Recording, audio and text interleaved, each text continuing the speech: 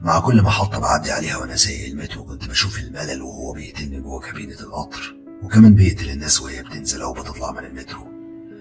بس أنا كنت مستني أي مصلحة مهمة كالعادة عشان تمشي معايا الحياة، لأن ببساطة ومرتبي اللي باخده كل أول شهر يا دوبك بمشي بالعافية أنا ومراتي وبنتي الجميلة اللي عندها 11 سنة دلوقتي. فضلت مستني بحماس، ومع نهاية اليوم وعلى الساعة 12 الصبح وصلت لمحطة مترو حلوان، نهاية الخط الأول للمترو، والناس نزلت وأنا كمان نزلت. لكن وأنا بخرج من المحطة عشان آخد ميكروباص لمنطقة مصر القديمة اللي عايش فيها، موبايلي رن برقم رفعت الصبي بتاعي، اللي رغم إن هو ما كملش 20 سنة إلا إن هو بيجيلي منه أحلى مصالح. رديت عليه وساعتها قال لي بصوته رفيع: ميعادك مع الناس بكرة في منطقة الحسين الساعة 7 بالليل، أنا بلغتهم بكل اللي أنت قلتهولي وهم في انتظارك وجاهزين لأي حاجة تطلبها، المهم تنفذ لهم اللي محتاجينه في أسرع وقت ممكن. تمام يا رفعت، ما تتأخرش لأن أنا هحتاجك معايا بكرة، سلام. سلام. قفلت مع رفعت ورحت الموقف جنب المترو وركبت ميكروباص لبيتي، ولما نزلت منه رحت المكتبة على أول شارع في مصر القديمة، اشتريت منها شوية أقلام وكراريس وخاتم فضة صغير، وفي الآخر اتبقى معايا 100 جنيه همشي بيها حالي الأيام اللي جاية. طلعت بيتي غيرت وأكلت واديت الخاتم لمنى بنتي، فرحت بيه جدا وحضنتني وفضلت تبوس فيا. أما حسنية مراتي ففرحت قوي لما لقيتني جايب الكراريس والحاجات اللي المدرسة محتاجاها. ويومها عشان تاني يوم وتالت يوم اللي هما يوم جمعة وسبت يعني أجازة، طلبت من عيلتي نسهر سوا قدام التلفزيون وخليت حسنية تعمل لنا شوية فشار. ومنى قالت لي وهي بتلعب في الخاتم بسعادة طفولية: عارف استنيتك تجيب لي الخاتم ده من امتى؟ بس عامة شكرا برضه. ضحكت من قلبي وقلت لها: ما تزعليش يا حبيبتي، هو اتأخر شوية بس ما طرش لحد غريب، في الآخر اهو جالك ولا ايه؟ حسنية جابت الفشار وقالت لي وهي بتضحك: طب ومامة منى ملهاش كيلو برتقال حتى؟ ضحكنا كلنا وبوست راسها وايديها وقلت لها: قريب قريب قوي هجيب لك خاتم دهب كمان وشبكة كاملة يا ستي كمان بدل اللي انا كنت جايبها لك دي وبانها عشان الظروف. حسنية اتحرجت من نفسها وحست ان هي ضايقتني بكلامها، وده رغم ان انا فعلا ما اتضايقتش خالص، وعشان كده قالت لي: وجودك بالنسبة لنا اهم من اي حاجة تانية يا عمرو، كفاية حبك اللي مغرقنا. بوستها من راسها وقعدنا سهرنا على كنبة الصالة اللي بنفردها زي السرير، اتفرجنا على فيلم ومسرحية على التلفزيون. بعدها لقيت منى نامت فشلتها ونيمتها في اوضتها. بعدها جبت غطا وحطيته على حسنية اللي غرقت في النوم هي كمان.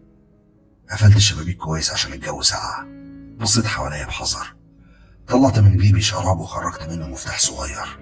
قربت بخطوات خفيفة من باب قديم لأوضة صغيرة جدا عندي في الشقة، فتحت القفل بتاعها من بره، دخلت وقفلت على نفسي من جوه.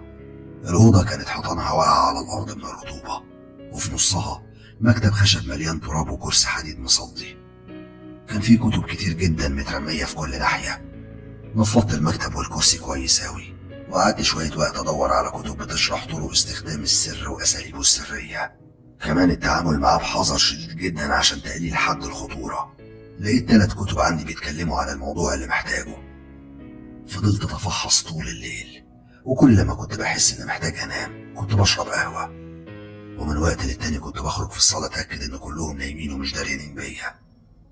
ولما الفجر طلع عليا كانت عينيا تعباني قوي من قلة النوم وكتر القراية والتركيز، فقفلت الكتب وحطيتها فوق بعضها وخرجت من الأوضة وقفلت بابها من بره. رحت أوضتي وظبطت المنبه اللي في موبايلي على الساعة 5 مساء. بعدها اتغطيت باللحاف عشان الجو ساقع وسافرت في رحلة نوم عميقة. وخلال الرحلة دي شفت نفسي راكب المترو وماشي في محطات غريبة أول مرة أشوفها، والمحطات دي كانت جوه مدينة تحت الأرض الشمس ما بتدخلهاش أبدا، بس ساعدني على الرؤية شموع متعلقة على الحيطان اللي كان لونها أصفر ومتعلق عليها رؤوس قطط وكلاب، واللي كانوا بيركبوا معايا ما كانوش بشر أو ناس طبيعية، كانوا كائنات متوسطة الطول، لون جسمها شبهنا بس ما كانش عندهم ايدين زينا. كان بيخرج منهم أصوات زي أصوات الكلاب وهي بتتخانق. بدأت أخاف منهم، وبمرور الوقت إضاءة الشموع دي كانت بتختفي وبترجع بسرعة بشكل غريب جدا. فضلت ماشي بالقطر لحد لما وقفت في محطة كلها من الرمل. نزلت من الكابينة وركبت أول عربية في القطر، قعدت على كرسي حديد. لما بصيت على ايدي الشمال لقيت نصها مقطوع وبتنزف دم كتير. اترعبت من المنظر وبصيت حواليا زي المجاذيب، مكنتش فاهم ايه اللي بيحصل معايا. ابواب المترو اتقفلت والقطر اتحرك بسرعة بطيئة، وساعتها شفت محطات مرعبة بنمر عليها، بعضها مليان بوحوش طويلة جدا وضخمة، وبعضها مليان خفافيش سودة، وأغلبها كان مليان من الكائنات القصيرة اللي شبهنا دي. كانوا بيبصولي بنظرات من الغرور والاحتقار. وفجأة القطر وقف. لقيت قوة غريبة جدا بتدفعني من ظهري وبتطردني بعنف بره المكان. لما بصيت حواليا لقيت نفسي جوه محطة غرقانة بالدم. جسمي فضل ينزف جامد جدا وما كانش قدامي غير باب حديد. جريت عليه، فتحته، بصيت منه، شفت قدامي ممر مظلم ومرعب. وورايا بالظبط لقيت موجة ضخمة جدا من الدم جاية ناحيتي. دخلت جوه الممر وقفلت الباب بسرعة. فضلت أجري وأجري وأجري، كنت بقع وبقوم. صراع البقاء خلاني أبذل أقصى ما عندي، لكن الموجة الضخمة من الدم اخترقت الباب والممر وغرقت جواها. ما كنتش قادر أتحرك أو أعمل أي حاجة. أنا شفت جوه الدم اللي غرقان فيه الكائنات اللي شبهنا دي، شفتها بتقرب مني وبتحاول تأذيني. استسلمت ليهم وغمضت عيني. وقتها سمعت في ودني أصوات همس وناس بتتكلم. كنت خايف أفتح عيني لأشوف حاجة مفزعة أكتر من كده، لكني لقيت إيد بتشدني وتسحبني لفوق. ولما فتحت عينيا شفت منى بنتي بتصحيني وبتقولي: بابا الساعة بقت 5، قوم بقى عشان تتغدى، مش كفاية ما فطرتش معانا؟ ايه بقى هتفضل نايم كده كتير؟ بصيت حواليا لقيت نفسي لسه غرقان في الدم. ولما رجعت بصيت لمنى شفت وشها اتحول بقى لونه اسود، عينيها بيخرج منها دم. حاولت امسكها لكن لقيت جسمها كله سخن. قربت مني، عينيها مبرقة وحمرة تماما. بعدها كل شيء اختفى. واول لما فقت لمحت بواقي نور النهار بيدخل من شباك الأوضة الخشبي، وأنا كنت نايم على سريري. مسكت إزازة مية جنبي وشربت. قمت عشان أخرج من الأوضة وأشوف منى وحسنية فين، لكني لقيت سائل لازق في رجلي. ولما نورت النور ولقيت دم في رجليا اتفزعت. اتأكدت إن أنا سليم ومش متعور، لكن الدم ده من إيه؟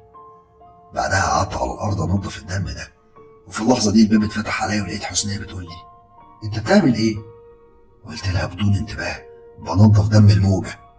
ضحكت بصوت عالي وقالت لي: دم ايه؟ الارض سليمة قدامك اهي، مالك يا عمرو؟ ركزت حواليا وما لقيتش دم فعلا، فحاولت اغير اللي حصل ده وقلت لها: لا ابدا مفيش، تقريبا كده كنت بحلم بكابوس. طب يلا قوم بقى عشان تتغدى، مش كفايه انا وانت نمت امبارح وانت كنت موعدني ان احنا ننام منا ونقعد نتكلم براحتنا؟ ضحكت غصب عني عشان احاول اداري قلقي وقلت لها: نتكلم برضه؟ عامة ما تقلقيش، النهارده هنقعد براحتنا ونتكلم. حسنية صاحبة 35 سنة ضحكت بخبث، وشفت ملامحها الجميلة، شعرها الاسود الداكن اللي فيه خصلات بيضة بسيطة، وعينيها العسلي، وجسمها بقى المتناسق. قمت من مكاني وخرجت. قعدنا على ترابيزة خشب مدورة واتغدينا، وبعدها لبست ونزلت عشان الحق ميعادي. وانا في طريقي عديت على عم بشندي، راجل ستيني وجاري، عنده محل كشري معروف في المنطقة. كنت استلفت منه 1000 جنيه ورحت على محل العطارة اشتريت منه شوية حاجات مهمة.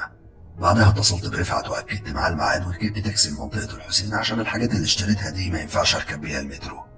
مش ناقصة هي شبهات أو كلام من الزملاء، هم أصلا في الشركة الخارجية اللي معيناني ومعينة الموظفين في المترو بيجوا في الميعاد ده من كل سنة وبيتلككوا للموظفين عشان يمشوهم وياكلوا عليهم البونص بتاع شهر واحد. واللي بالمناسبة كلام فارغ، يعني 3-4000 جنيه يعني مش رقم، بس نقول ايه بقى في جشع رجال الاعمال واللي معاهم فلوس. المهم خلوني وانا في التاكسي لحد لما اوصل اعرفكم بنفسي. انا عمرو الشوفاني، عندي 41 سنة، شغال سواق مترو وساكن كمان في مصر القديمة. الحياة بالنسبة لي يعني عيلتي، ما عنديش اغلى منهم. امي ماتت من 3 سنين وابويا الله يرحمه اختفى من 20 سنة. معرفش هو مات ولا عايش، معرفش هو ليه باعنا انا وامي زمان وسابنا لوحدنا من غير ظهر او سند. معرفش ليه خلى امي تنزل وتشتغل في البيوت عشان تصرف عليا وتدفع التزاماتها، وفي نفس الوقت برضه هي رفضت تتجوز حد غيره رغم ان هي كانت جميلة الشكل ومتربية. ورغم كل ده ضحت بحياتها عشاني. لكن صدقوني رغم كل المعاناة اللي شفتها انا وهي انا مبكرهش ابويا. نفسي في يوم من الايام تيجي الفرصة وان انا اعرف اشوفه، والله لا اجيبه يعيش معايا، بس كلها احلام، هجيبه منين بقى وقتها؟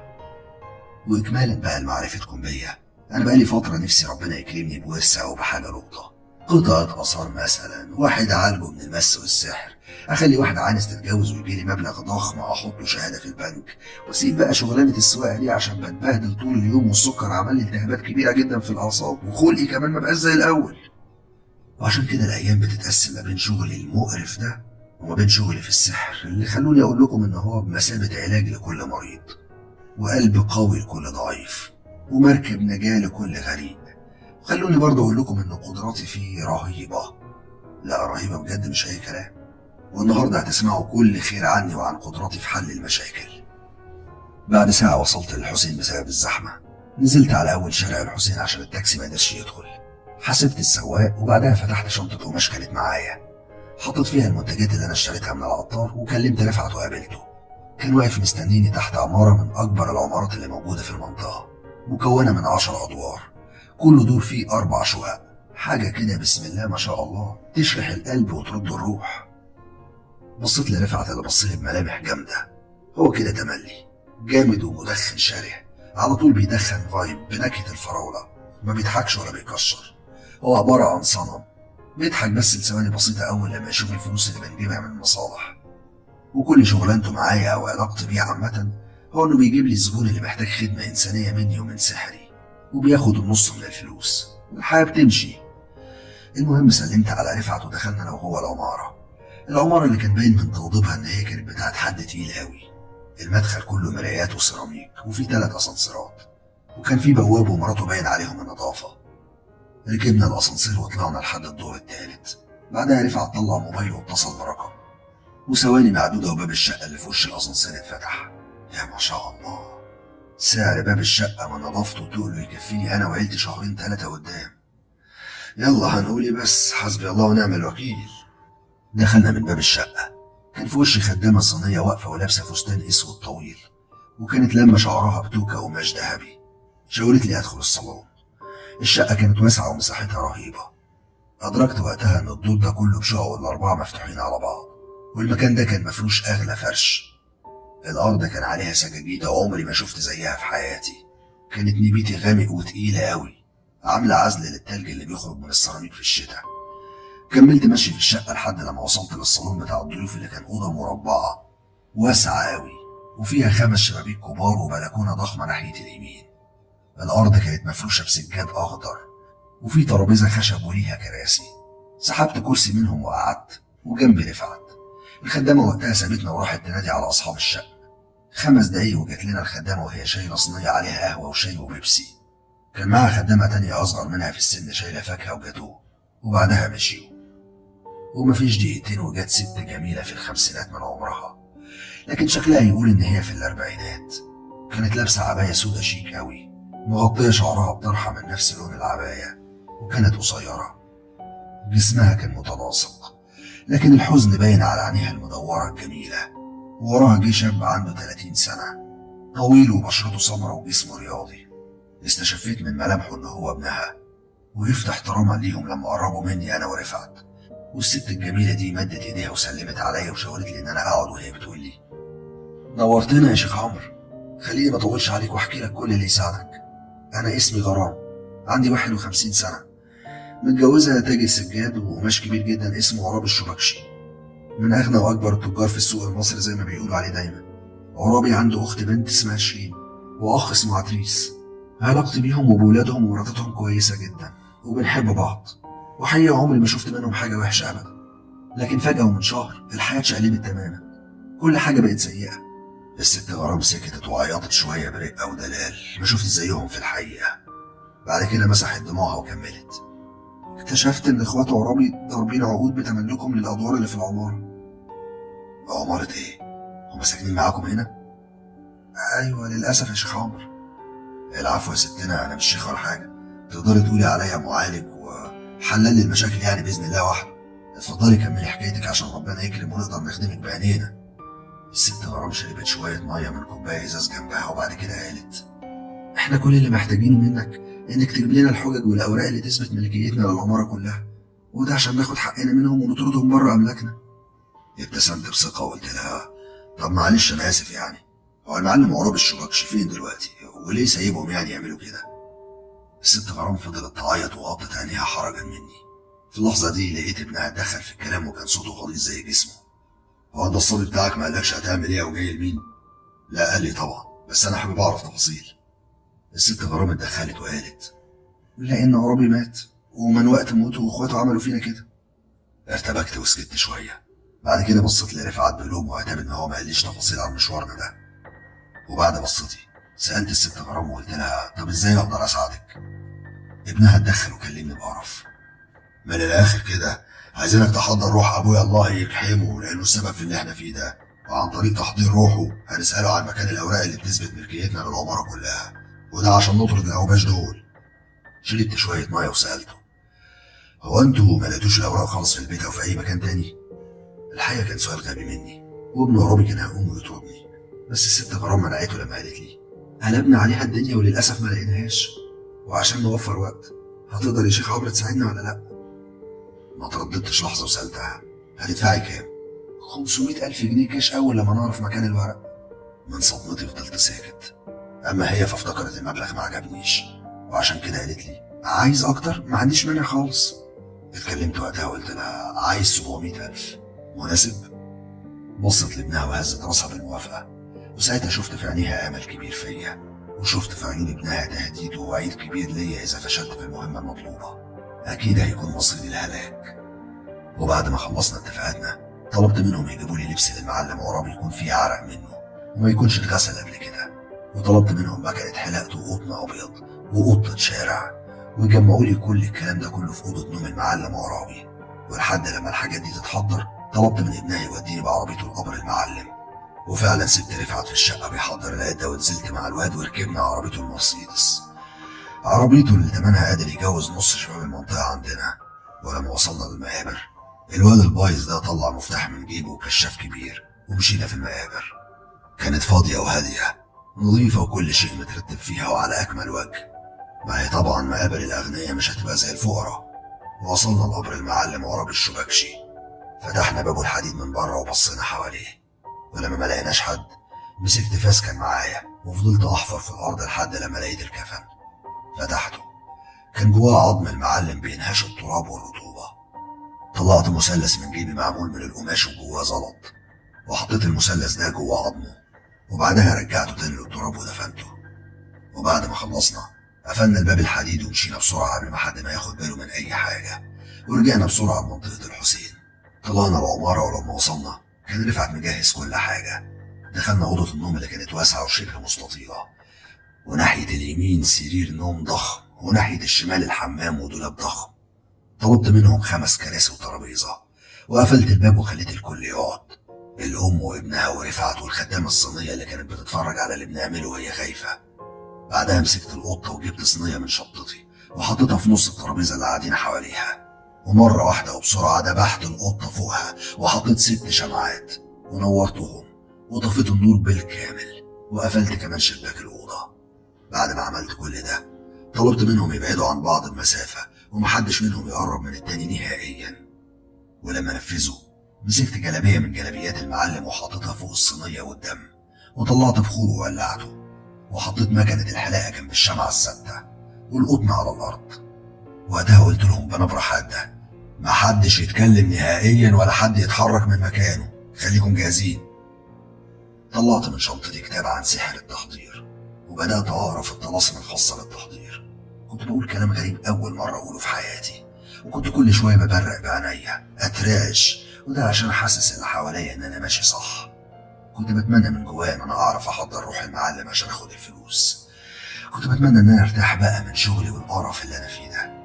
بس الحقيقة إن إحنا فضلنا على الوضع ده 10 دقايق، الكل ساكت وأنا بقرأ لحد لما خلصت صفحات وطلاسم التحضير ومفيش حاجة حصلت.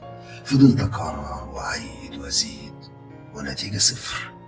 ساعتها شفت ابن المعلم عرابي بيطلع من جيبه مسدس ولسه بيقرب ناحيتي، لكن فجأة لقيت زي إيد ضربته فالمسدس وقع على الأرض.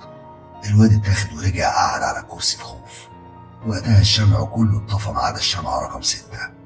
الدم اللي كان في الصينية نشف كله كأنه مش موجود، ومكنة الحلاقة وقعت على الأرض. أما الجلابية اترفعت من فوق الصينية ووصلت لحد السقف اللي كان بعيد عننا بحوالي 2.5 متر. كأن الجلابية في حد لبسها بقى جواها. الجو كتم وبقى حر جدا، وكل شيء بقى بيتهز حوالينا. الكل كان خايف، أنا شخصيا كنت مرعوب. أول مرة الموضوع يقلب معايا بجد بالشكل ده. بس أنا كنت محتاج فلوس. فطلعت صفحة من الكتاب بتتكلم عن التعامل مع الأرواح بعد تحضيرها، وفضلت أقول كلام بلغة غريبة ومش مفهومة لحد لما لقيت الجلابية طارت في الجو وفضلت تلف حوالينا بسرعة رهيبة جدا. بعدها قربت من الباب ونزلت على الأرض، وشفت خارج منها رجلين سودة. كان المنظر عبارة عن جسم سيطر على الجلابية، بس ما كانش له ايدين أو راس. بعدها الجلابية خرج منها صوت غليظ، صوت بلغة مش مفهومة. وش الست غرام كان مفزوع، ابنها كان مغمض عينيه، الخدامة الصينية كانت حاطة ايديها على بقها. أما رفعت فكان مغمى عليه أو ميت، مش متأكد الحقيقة. وفي لحظات استجمعت قوتي، كلمت الجلابية وقلت لها بصوت بيترعش: عايزين نعرف مكان الورق فين. ما يرضاكش يا معلم عرابي اللي عملوه اخواتك ده حقك وحق ابنك ومراتك ولازم يرجع. الجلابية قربت مني بخطوات ثابتة، ومعاها قلبي كان هيوقع مني. وبعدها خرج منها صوت صراخ مفزع. لفت حواليا بنفس السرعة الغريبة، وفي دقيقة راحت ناحية باب الأوضة وفتحت الباب وخرجت منه. مسكت الشمعة الوحيدة اللي منورة وخرجت ورا الجلابية بحذر شديد. لقيت الجلابية واقفة في الصالة ومستنياني.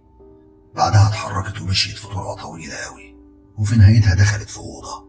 دخلت وراها ولحد مكان معين والجلابية وقفت فوق سجادة صغيرة. قربت وشلتها، وقتها الجلابية نزل منها دم على قطعة سيراميك مربعة وكبيرة. نزلت على رجلي ولمست السيراميكا دي، لقيتها بتتحرك. جريت على المطبخ وجبت معلقة كبيرة، حطيتها بين فتحات السيراميك وطلعتها من مكانها. والمتوقع حصل، لقيت تحتها دوسيه شفاف مقفول بشكل قوي جدا وجواه أوراق كتير. مسكت الدوسيه ده ورجعت لأوضة نوم المعلم واديته لمراته. ما صدقتش اللي حصل وبصت لي وهي مبرقة وعلى وشها ابتسامة. ما كانتش مصدقة. ولما ابنها حس بالحرج الشديد من معاملته معايا هرب بنظراته بعيد. أما رفعت فكان شايفني زي العبيط لما يلاقي الدهب في زريبة الحمار. ولما دورت على الجلابية ولقيتها واقفة في وشي وخارج منها ريحة كريهة جدا، رجعت لورا من الخوف.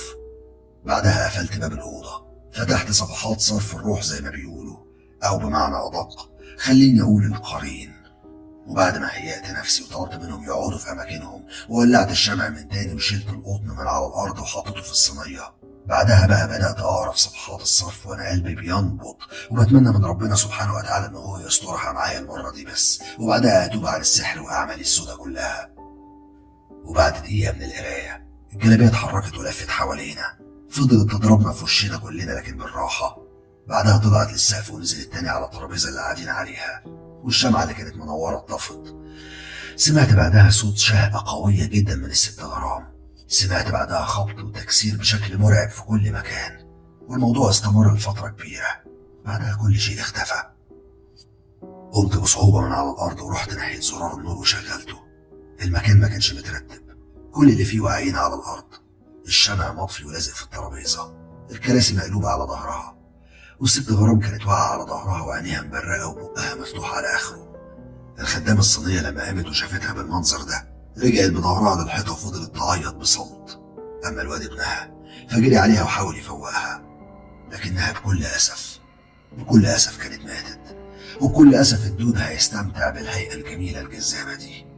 فضلت واقف مصدوم في مكاني، بس بعد دقايق بسيطة أدركت إن الدور انتهى. مش مطلوب مني أي حاجة تانية. لميت حاجتي وأخدت رفعت، وأكدت على إن الأوراق مع ابنه عرابي اللي عرفت اسمه فيما بعد إن اسمه خالد، وأخدت رفعت ومشيت. كنت ماشي في الشارع رجلي بتترعش.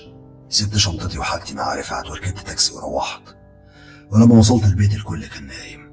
غيرت هدومي وأخدت دش بمية سخنة ولبست ترنج شتوي تقيل، وبعدها نمت نوم عميق. الغريبة بقى إن يومها ما حسيتش بأي حاجة غريبة، كأن الشياطين والجن قرروا إنهم يسيبوني ارتاح. ولما صحيت الصبح كنت أجازة برضه من الشغل.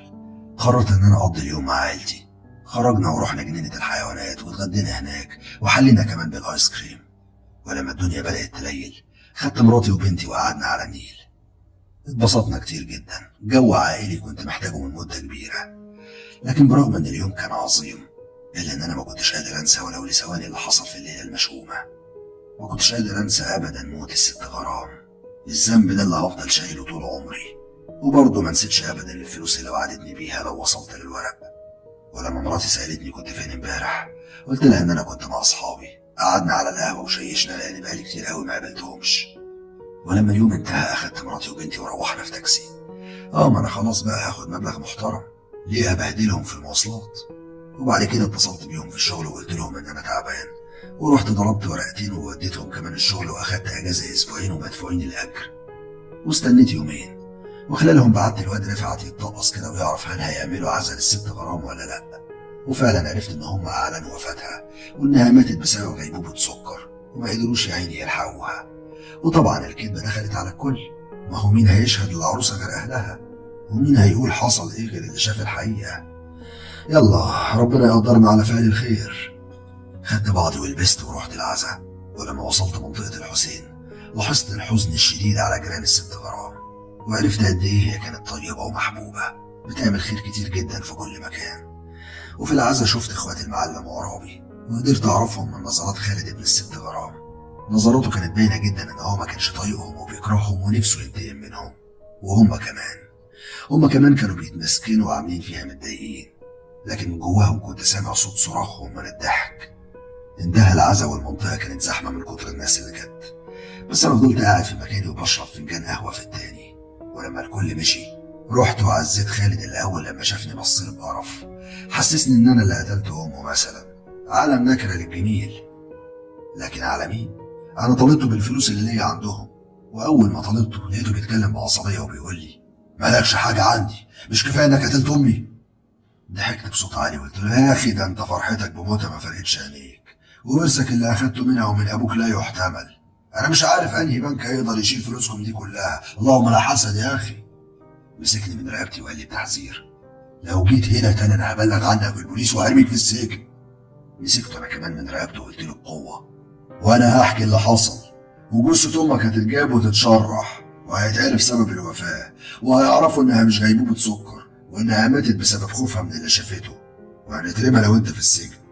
ولا يهمني، انا عندي 100,000 محامي طلعني منها. ما توهمش نفسك، مهما جبت من ناس تقيله هتقضي برضه مده في السجن، حتى لو هتقضي شهر مش هتستحمله. اما انا بقى فمش فارقه معايا، رميتي في السجن هتسهل عليا شقايا وتعبي، على الاقل هلاقي اللي ياكلني ويشربني. لكن انت مش هتستحمل يا توتو. ملامح وشه اتغيرت وبدا يقلق من كلامي، وعشان كده ضربت بشاكوش نهائي بقى لما قلت له بكره زي دلوقتي هجيلك وتديني فلوسي كاش في شنطه، ولو ما اديتهانيش حضر البدله الزرقاء او الحمراء. اصلا هو يقول في المحكمه ان احنا قتلناها عشان الورث، لان اقسم بالله هاكل الاخضر واليابس ومش هسيب لك حاجه. ويلا من غير سلام. سبته ومشيت. كنت عارف من نظراته ان هو مش هيتاخر عليا في الفلوس. وتاني يوم طلبت من الواد رفعت يجيب لي كام واد صايع في سنه ومعاهم سلاح ويستنوني على اول الشارع، عشان لو حصل نوش او قرر الواد ابن غرام ده يغدر بيا ما بقاش لوحدي. ولما رحت له وطلعت للدور التالت بالاسانسير رنيت عليه، فخرج من الشقه واداني شنطه كبيره وتقيله. فتحتها وتاكدت ان الفلوس سليمه. بعد كده بصيت له بسخريه فقال لي لو جيت هنا تاني او جبت سيره لحد اقسم بالله ما هرحمك. تسلم يا غالي، استمتع بفلوس عيلتك الكريمه، سلام. سبته ومشيت وحسبت الرجاله اللي جت معانا للحمايه، وبعدها اديت للواد رفعت 100,000 جنيه، ولانه اهبل ما قاليش فين الباقي او نص الفلوس. لكن انا نبهت عليه ان هو ما يحطهمش في البنك ولا يعمل بيهم اي حاجه، ويشيلهم في شقته، وكمان ما يتصلش بيا الايام اللي جايه نهائي. وبعدها رحت لواحد معرفه قديمه في منطقه المرج، وطلبت منه ان هو يضرب لي ورق ورث بتواريخ قديمه، ورق يقول ان انا كان ليا عم ما اعرفش عنه اي حاجه ومات وهو ملوش ولاد، وانا ورثت منه حته ارض في المنيا بلد ابويا، وبعدها بعتها واخدت 600,000 جنيه. وفي خلال الايام اللي كنت بحضر فيها الورق قلت لمراتي ان في مفاجاه هتحصل الايام اللي جايه، ومهدت لها ان عيشتنا هترتاح وقريب جدا كمان. وبعد اسبوعين من عزا الست غرام كانت كل حاجه جاهزه، وطبعا مراتي اتخضت من المبلغ، بس الحلم بقى حقيقه. انا اخدتها ورحنا البنك فتحنا حساب، واشترينا كمان شهاده بمبلغ 400,000 جنيه، ووضبت البيت واشتريت شويه لبس وموبايلات، واكلنا وخرجنا بالفلوس الباقيه. وطبعا ما نسيتش اروح شغلي واقدم على اجازه مفتوحه بدون مرتب، وده عشان خلاص انا ما بقتش هتحمل الشغل، وفلوس العائد اللي هتجيلي من الشهاده هتريحني شويه. ده غير ان انا قررت استرزق من السحر، ارمي مشاكلي كلها بقى ومشاكل الناس عليه، ما هو كده كده عن طريقه هتتحل كل المشاكل. لكن الحياه ما بتديناش كل حاجه. بعد اسابيع من عزا الست غرام الدنيا في البيت عندي ما بقتش طبيعيه. منى بنتي بقت بتشوف حاجات غريبة طول اليوم، وحسنية مراتي ما بقتش قادرة تنام ولا تطبخ ولا تعمل أي حاجة. بقى كل همنا إن منى تبقى كويسة. الموضوع بدأ في يوم بالليل لما صحيت عشان تشرب. وقتها كنا نايمين، لقيتها فجأة بتصرخ بصوت عالي. جريت عليها أنا وأمها، لقيناها واقعة على الأرض وضم رجليها ناحية صدرها وبتعيط بقوة. شلتها ووديتها سريرها. فضلنا قاعدين جنبها عشان نطمن عليها، وبعد كذا ساعة عقدة لسانها اتفكت. قالت لنا إن هي كانت رايحة تشرب، فجأة شافت جلابية الراجل صعيدي بتلف حواليها في الشقة بسرعة جنونية. بتقول إن هي لقت نفسها ثابتة في مكانها ومش قادرة تتحرك خالص، والجلابية بعدها وقفت طيران. فضلت تقرب منها وكان باين منها رجلين سود مرعبة جدا، وبعد كده الجلابية مسكتها وبدأت تخنقها، ولما صرخت الجلابية اختفت تماما. طبعا أنا كنت بسمع وكلي صدمة لما افتكرت جلابية المعلم عراب الشبوكش اللي حضرنا قرينه.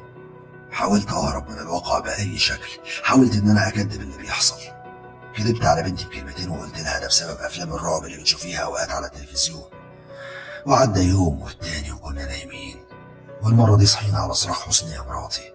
كانت رايحة الحمام وشافت نفس الجلابية، وكل حاجة اتكررت بالملي. ومن وقتها وحياتنا اتحولت لجحيم. عيلتي بقت متشائمة جدا من الشقة لأن هم شايفين إن هي السبب، وأنا كاتم جوايا نفسي أقول لهم الحقيقة كاملة، لكني ما قدرتش. من كتر اللي حصل لنا ما بقيناش قادرين نفرح ولا حتى نخرج ولا حتى نعمل أي حاجة. وكل لما بنعدي بموقف سعيد بنتنكد تاني، بنفتكر الحاجات اللي بنشوفها بالليل لما بننام أو حتى لما بنصحى في الفجر.